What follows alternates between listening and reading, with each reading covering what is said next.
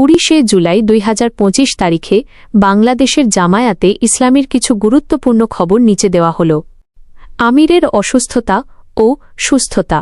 গতকাল 19শে জুলাই সোহরাওয়ার্দী উদ্যানে অনুষ্ঠিত জাতীয় সমাবেশে বক্তব্য রাখার সময় জামায়াতে ইসলামীর আমির ডা শফিকুর রহমান অসুস্থ হয়ে পড়েন।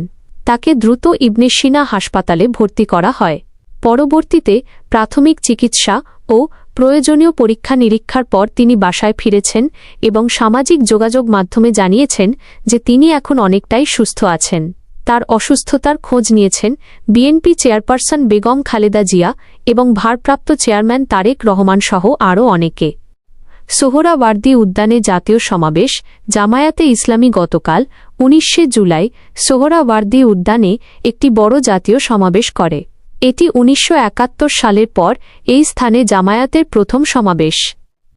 এই সমাবেশে অবাধ, সুষ্ঠু, নিরপেক্ষ ও শান্তিপূর্ণ নির্বাচনের দাবিতে 7 দফা দাবি উত্থাপন করা হয়েছে।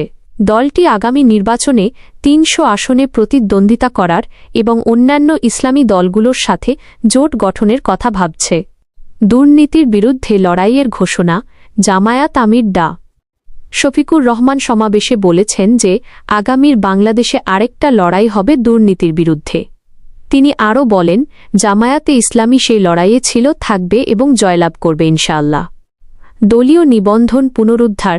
গত মাসে সুপ্রিম কোর্ট জামায়াতে ইসলামীর নিবন্ধন পুনরুদ্ধার করেছে, যা তাদের আগামী নির্বাচনে অংশগ্রহণের পথ প্রশস্ত করেছে।